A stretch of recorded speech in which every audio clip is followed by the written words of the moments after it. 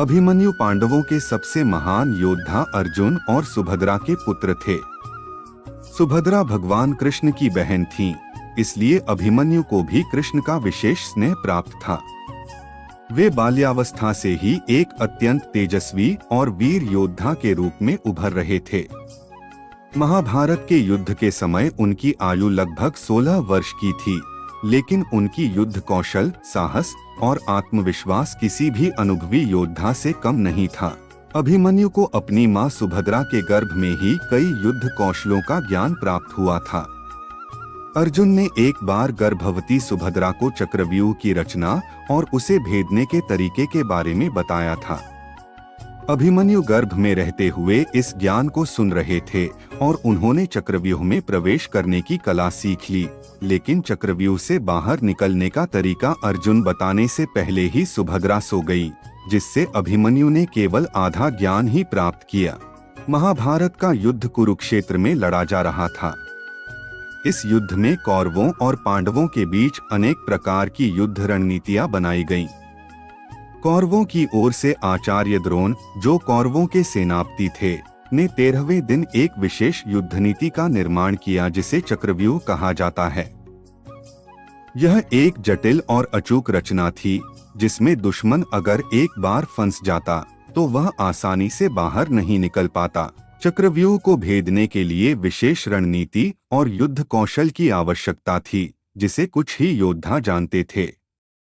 अर्जुन, जो चक्रव्यूह को भेदने में निपुण थे, उस दिन युद्ध के मैदान से दूर थे, क्योंकि द्रोणाचार्य ने अर्जुन को चक्रव्यूह से अलग करने के लिए उन्हें दूर दिशा में व्यस्त कर दिया था। इस स्थिति में पांडवों की सेना में कोई और ऐसा योद्धा नहीं था जो चक्रव्यूह को भेद सके।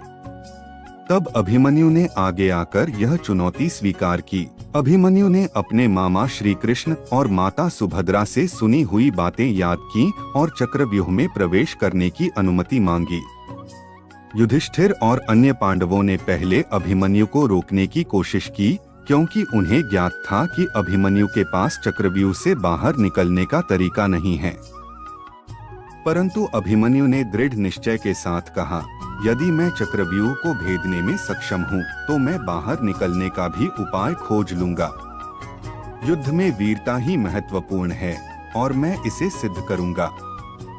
अभिमन्यु ने अपने रथ पर सवार होकर चक्रव्यूह में प्रवेश किया और अद्वितीय साहस के साथ कौरवों की सेना का सामना किया। उन्होंने द्रोणाचार्य, कर्ण, अश्वत्थामा और दुर्योधन जैसे महान योद्धाओं से मुकाबला किया और उन्हें परास्त किया। अभिमन्यु ने अपने अद्वितीय युद्ध कौशल से कौरवों की सेना में आतंक फैला दिया। उन्होंने एक एक कर कई महारथियों को धूल चटा दी और उनकी वीरता से प्रभावित होकर पांडवों की सेना में भी जोश भर गया। हालांकि अभिमन्यु चक्रव्यूह में प्रवेश कर गए थे, लेकिन उन्हें बाहर निकलने का मार्ग नहीं पता था। यह देखकर कौरवों के योद्धाओं ने एक षड्यंत्र रचा। उन्होंने धर्म और युद्ध के नियमों का उल्लंघन करते हुए अभिमन्यु को घेर लिया और उन पर संयुक्त रूप से हमला करना शुरू कर दिया। अभिमन्यु एक एक कर कौरवों के प्रमुख योद्धाओं से लड़ते रहे, लेकिन जब सभी मिलकर उन पर टूट पड़े, तब उनके पास कोई सहारा नहीं बचा। कर्ण ने अभिमन्यु के रथ का पहिया तोड़ दिया, जिससे वे बिना रथ के हो गए। इसके बाद द्रोणाचार्य और अन्य योद्धाओं ने उनकी तलवार और ढाल को भी नष्ट कर दिया। अभिमन्यु ने अपने अंतिम क्षणों तक संघर्ष किया। उन्होंने अपने रथ का टूटा हुआ पहिया उठाकर शत्रुओं से मुकाबला किया, लेकिन अंततः वह कौरवों के छल और षड्यंत्र के आगे वीरगति को प्राप्त हुए। अभिमन्यु की मृत्यु पूरे पांडव पक्ष के लिए गहरा आघात थी।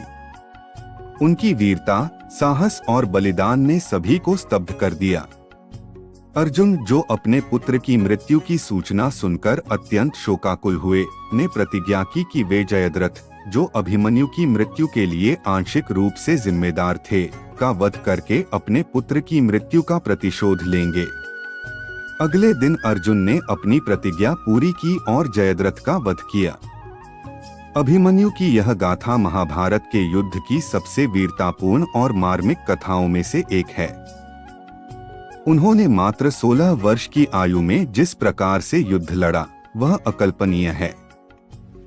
अभिमन्यु के बलिदान ने यह सिद्ध किया कि वीरता केवल अनुभव पर निर्भर नहीं करती, बल्कि साहस, निष्ठा और आत्मबलिदान की भावना से भी संचालित होती है। उनके बलिदान ने महाभारत की कथा में एक नया मोड़ लाया, जिसने पांडवों को अंततः विजय दिलाने में महत्वपूर्ण भूमिका निभाई। अभिमन्यु का चक्रव्यूह भेदन और उनकी वीरगति न केवल महाभारत की कहानी का अभिन्न हिस्सा है, बल्कि यह भारतीय इतिहास और सांस्कृतिक धरोहर का भी प्रतीक है। यह कथा हमें साहस, निष्ठा और कर्तव्यपरायणता के महत्व का बोध कराती है।